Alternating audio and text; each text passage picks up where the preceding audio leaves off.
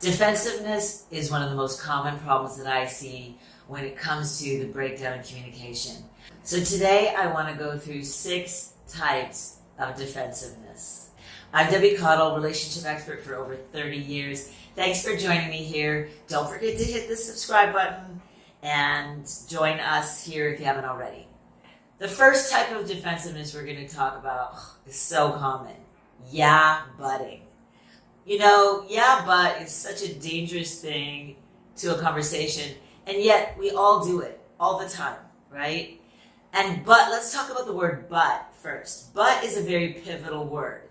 When I say to my husband, I love you, but, what's he going to hear? He's going to hear, I love you, or is he going to hear everything that comes afterward, the word but, right? So whatever we say, the moment we add the word but in there, we're like going to the conversation. I love you, but here's all the reasons why I don't love you, or I'm frustrated with you, or I'm not happy with you right now, or I'm sorry, but.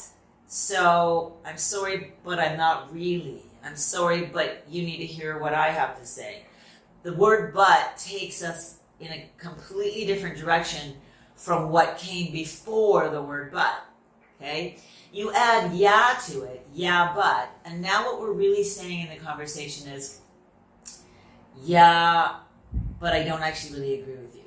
So let me give you an example. Let's say that my husband Jeff came to me and said, you said you were going to be ready at 7 p.m. and it's already 7:30. What's going on? We're running late. And I say, yeah, but I ran late with work and I'm just behind, okay, because, I was busy with clients. Well, what am I really saying with the yeah, but? I'm saying, yeah, I hear you, but I don't actually really agree with you. So now I need to defend my reason for being late. There's the defensiveness. So what he hears is, you're wrong, Jeff. I'm right. Get ready for an excuse, because I'm now going to dismiss everything that you just said with my 2 words, yeah, but.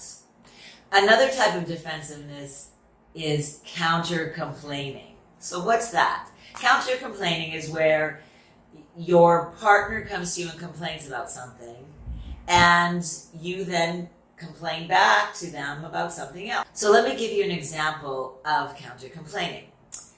Let's say that I go to Jeff and I say, oh, you're so cluttered. You've left all these things around the house that I have to pick up. And he says to me, well, what about your stuff sitting over in the corner? You've left this pile of clothes and it's been there for days. That's counter-complaining.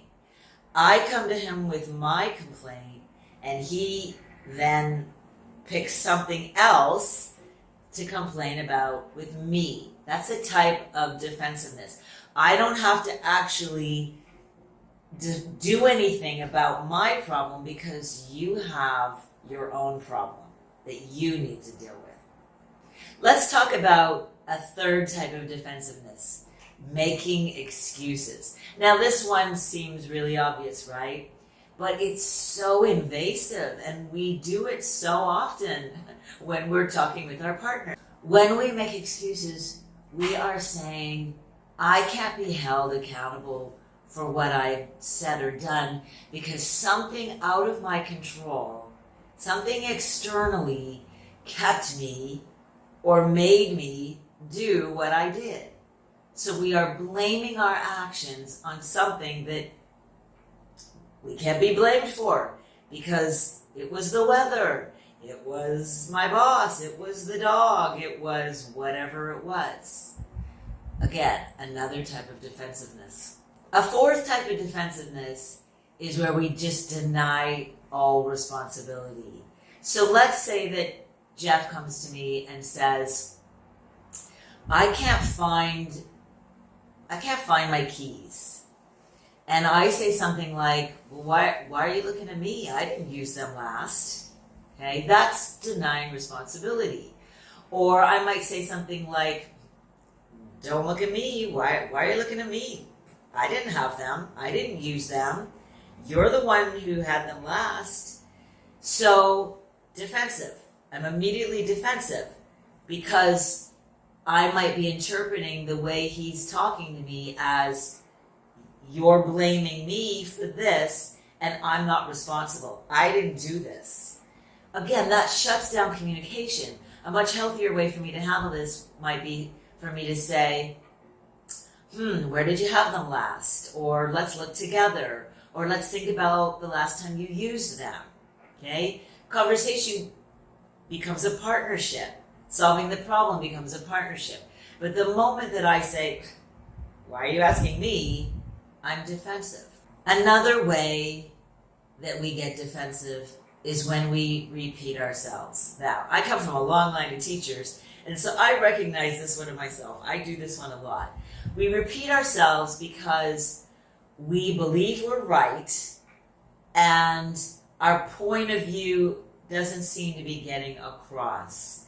So maybe we just need to say it again. Maybe we need to say it a little louder, a little more forcefully, find a different way of saying it, because this person that we're talking to needs to hear what we have to say. So repeating ourselves must be what we have to do to get our point across. So we stopped listening. We stopped hearing our partner's perspective. We're just reiterating our own because out of defensiveness, we need them to understand that our words are more important than theirs. A sixth type of defensiveness is where we flip-flop. Okay, so what's flip-flopping? Well, flip-flopping is when your partner comes to you and says something, complains about something, and you flip-flop the problem onto them. What might that look like? Let's say that I go to Jeff and I say, I'm doing the budget and I noticed that you spent $128 on new shoes. He wouldn't do that, but let's say he did. $128 on new shoes. And that's outside of our budget for that kind of expense. And so then he says to me, well, what about you? You spent $212 on new clothes. That's flip-flopping. You take the same problem and you flip it back onto the other person and let them know how what they've done is even bigger or worse than what you've done.